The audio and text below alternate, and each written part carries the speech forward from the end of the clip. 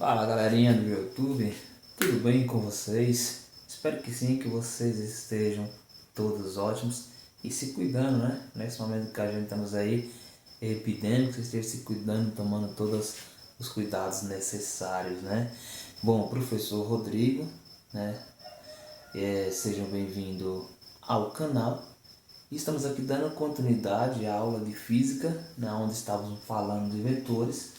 E estamos aqui já nas operações de vetores, né? Se você está acompanhando aí certinho o nosso canal, né, já está vendo aqui, né, que nós estamos numa soma de vetor.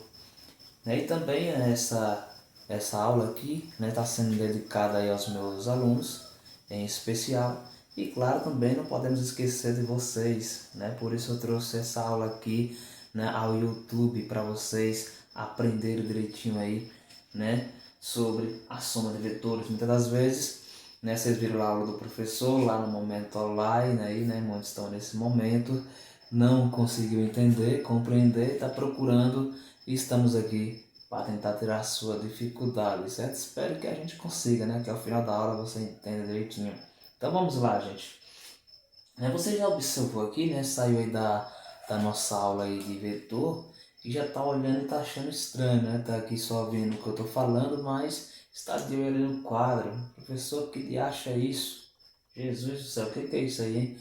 Você mostrou lá para nós o vetor lá, uma setinha lá, um negocinho meio inofensivo, né? Que parecia que ia ser fácil e do nada vem com esse negócio aí. Presta atenção, gente, vai com calma, não se apresse, não se aveste. Vamos, né, dar uma brincadinha aí com esse negócio aí, né? Vamos lá, me acompanhe. Bom, observamos aqui, gente, que nós temos aqui, né, dois vetores que a gente já viu lá anteriormente, né? O vetor A e o vetor B. E temos aqui um ângulo, né? Você está observando aí direitinho. E lá do outro lado, nós estamos vendo um negócio que a gente não viu ainda, né? Que é um tal de um vetor R ali. Aí pode falar, professor, você tirou esse vetor R aí? Que é isso aí? Vamos descobrir agora quem é, gente? Vem comigo pra gente descobrir aqui quem é esse danado aí que está interferindo nas nossas contas. Vem cá. Define-se R como vetor resultante, ou vetor da soma de A e B. Olha só, já vimos quem é o danadinho lá, ó. Gente, então como é que a gente define isso? Ó, observamos aqui, certo, que esse vetor aqui está dando uma junção, o vetor com A, ou seja, definimos aqui que é a soma do vetor com A que forma aí o vetor resultante, o vetor da soma. Entenderam a ideia? Certo? A mesma coisa acontece com esse daqui, que esse daqui, digamos que seja uma parte desse daqui, por quê, bro? Por quê, gente? Porque isso aqui, né, saiu meio defeituoso aí, mas aqui é um paralelogramo, né? Paralelogramo, tirando essa parte aqui ou a parte de lá, a gente temos, né, um triângulo, certo? Observe e preste bem atenção aí, né, que tem alguns casos que a gente não vai precisar somar. Como assim, professor? Você está falando desse assunto aí, daqui a pouco já vem um negócio embaralhando aí que vai precisar somar. A gente está falando de soma? A gente está falando de soma, gente, mas só que eu preciso falar dessa parte com você, desse vetor aqui em particular, porque pode chegar casos que você encontra aí num vestibular, né, num concurso, digamos até numa prova de Enem aí, né, você encontre essa criancinha aqui e aí você veja que eles estão se encontrando, você pode observar, olha, isso aqui está diferente do que o professor nos ensinou, ó, as setas estão se encontrando, as setas estão fazendo um círculo, certo? Então está diferente do que o professor mostrou para nós.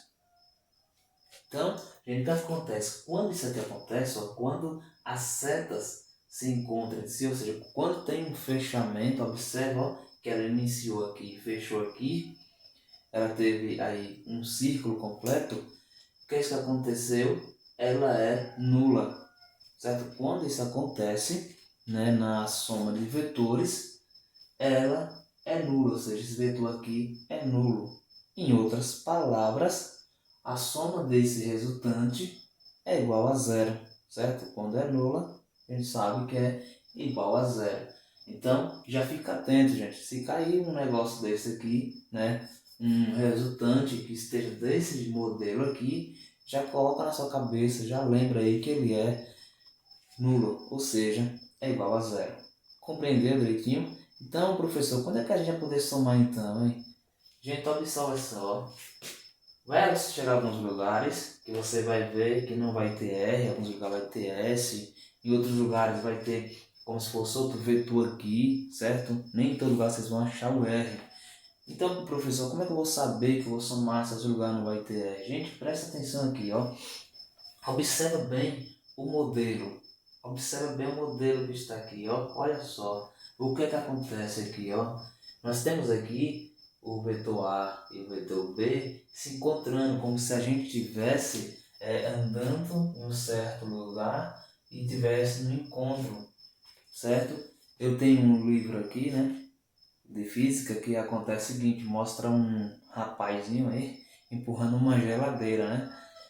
Interessante, empurrando uma geladeira, parece uma geladeira, né? Não sei se é uma geladeira. E aí o que acontece? O rapaz está empurrando a geladeira daqui e sobe lá para cima. Então o que acontece? Nesse momento aí, né, do rapaz empurrando a geladeira, a gente tem que ver o seguinte, esses vetores, ou seja, esse segmento de reta, tem que estar seguindo, certo? E aí o vetor R, ó, ele tem que estar na projeção junto com eles, certo? Para assim a gente definir que o R é a soma de A e B. Deu para entender, gente? Deu para entender direitinho? Quando está acontecendo aqui, ó, esse processo, tá? Esse daqui está numa projeção, digamos assim, juntos e está se encontrando com o outro vetor, significa que o vetor aqui é a soma desses dois. Conseguiram compreender, gente? Se eu colocar aqui, vamos tirar o R aqui, colocar ali um C, por exemplo, segue o mesmo jeito, certo? Então o C é a soma desses dois vetores. Deu para entender? Compreendeu direitinho?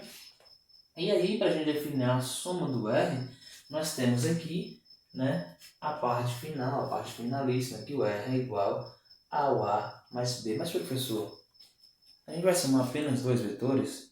Não, gente, vai ter caso que a gente vai somar dois, três vetores, tá? Então aqui vai ser como uma continuidade que a gente vai ter aqui o seguinte, ó, o R, certo? É igual, nós teremos o vetor 1, por exemplo, vou colocar aqui o vetor 1, mais vetor 2, e aqui ao infinito e o vetor n, certo? Olha só, então nós podemos somar aqui vários vetores, tá? Pode chegar que vocês vão ter questões aí, por que eu estou falando isso? Porque vocês podem pegar questões aí pela frente que vai ter a soma de três vetores, para pensar, mas o professor Rodrigo lá naquele vídeo lá no canal explicou a soma só de dois vetores que está com três. Ou se o seu professor lá na aula fez a mesma coisa, né? Explicou somente isso aqui, não falou disso, você pode estar pensando, ah, mas meu professor, minha professora lá não explicou, tô vendo aqui com três vetores.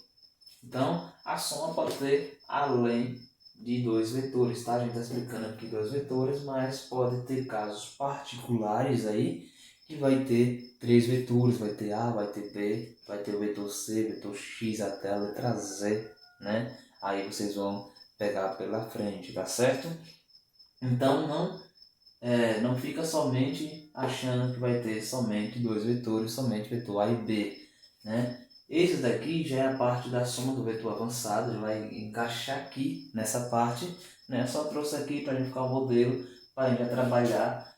Eu sou daqueles professores, né? Você vai acabar me conhecendo mais na frente, que eu gosto de trazer já tudo, a junção de tudo que a gente vai trabalhando, de tudo que vai ser trabalhado, né, para não ficar, né, aquele aqui na frente, depois vai lá na frente, né? Tá entendendo, né? Então já gosto de fazer a junção completa, explicar cada um. Espero que você esteja entendendo o que a gente está falando, tá certo? Eu espero que você esteja entendendo essa nossa aula, tá certo? Se não estiver entendendo, dá uma voltadinha no vídeo aí com calma, que você vai conseguir compreender direitinho, tá ok, gente? E compreendeu aqui? Bom, Agora aqui embaixo, nós temos aqui, ó, a fórmula geral do paralelogramo. Como assim, professor? Tu mostra uma fórmula, agora já vem com outra? Meu Deus do céu.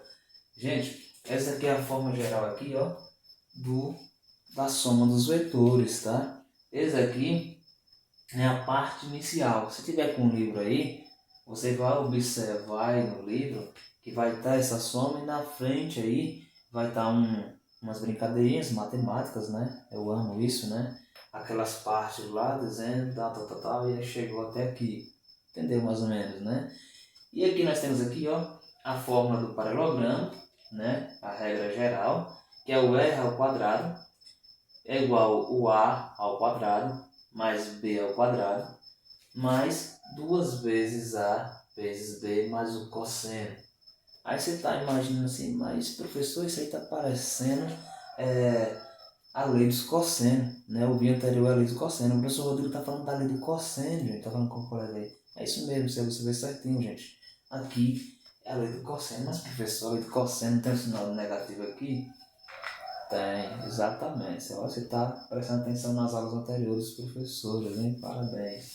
Pois é, gente, tem a lei dos cossenos aqui que, né, observando, a gente não vai explicar direitinho porque que ficou positivo aqui, né, mas em relação aqui aos ângulos, tá?